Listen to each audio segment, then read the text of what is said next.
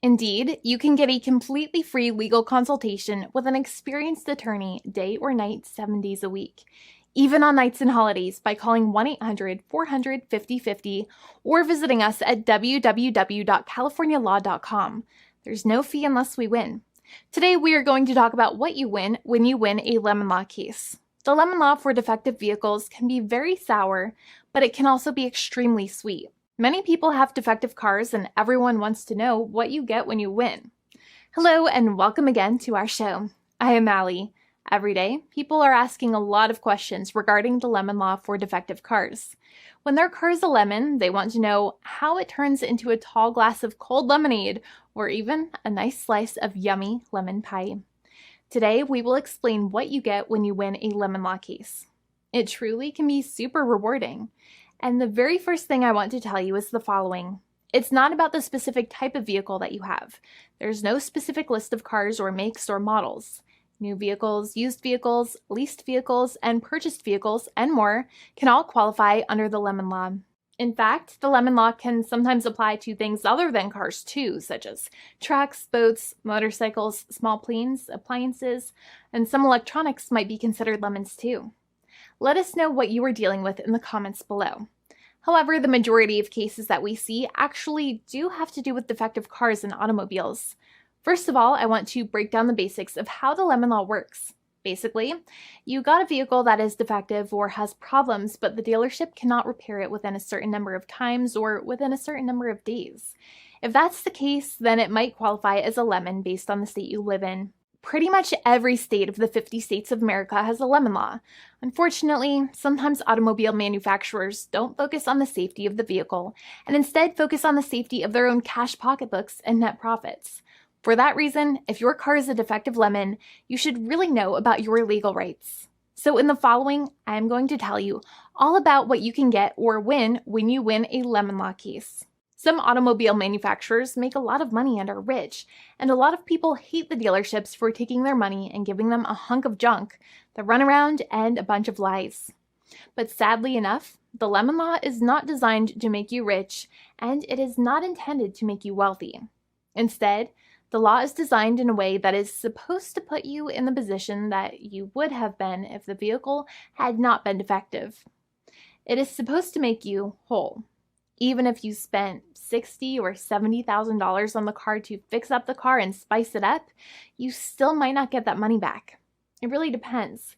Even though the dealership might have lied to you, given you the runaround, and then failed to do their part. That's why it is important to give them the lemon drop down. By winning lemon law cases, consumers are really making the road a safer place for all drivers and pedestrians by making automobile manufacturers care more about consumer safety. Now, what you get when you win a lemon law case usually comes down to one of three possible options or remedies. Option 1 is that they might provide you with a replacement vehicle. Option 2 is that they might offer you a refund or what is called a lemon law buyback. Options 3, I will discuss option 3 a little later on in this video, and it is an important option you should know about as well with some real lemon juice. So let's start with the first remedy.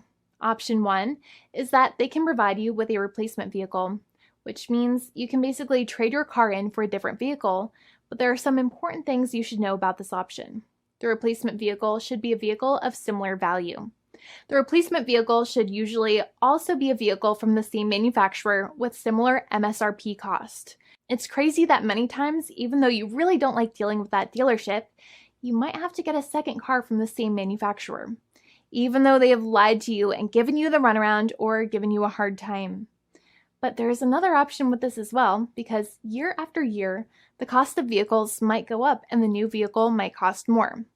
That price jump can make it difficult to get a car with the same MSRP price. Even though your car was a lemon, you might still have to pay that extra cost for the new and now more expensive vehicle. Thankfully, there is option 2, which allows you to get a refund through a lemon law buyback. But one of the problems with a buyback is that sometimes you might have to have a trade-in vehicle, and you might have still been required to pay more money on that trade-in vehicle. And when you got your new car, the dealership might have rolled over the amount you still were supposed to pay on your previous vehicle into the calculation of your new vehicle. In other words, you might have been upside down on the finances of your new vehicle. So sometimes you need to pay for that difference in order to get out of the car. And a lot of people find it extremely weird that they have to pay money in order to get out of the defective vehicle. But many times that's how it works. Now, in a lemon law buyback, if you get a lemon law buyback, you usually get back what you paid. You may have bought the vehicle in a one lump sum all at once, or you more than likely had a finance or lease plan. What you usually get back is the money that you actually paid.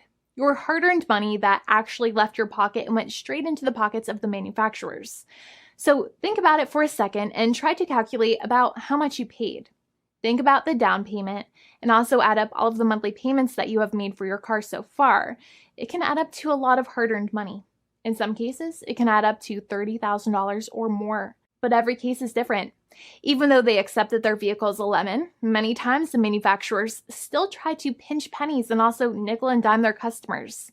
So they deduct certain fees during the negotiations, such as an offset for mileage for the portion of time that your vehicle did not have problems. Sometimes it is legal for manufacturers to deduct such things from the settlement you end up getting, but many times they may be doing so incorrectly or it might be taking away too much of your personal money. Having a powerful negotiator and experienced attorney by your side can be very helpful. In addition, most lawyers do not charge you out of your own pocket for their attorney's fees and court costs. Many attorneys only get paid if they win, and if they don't win, they just don't get paid anything.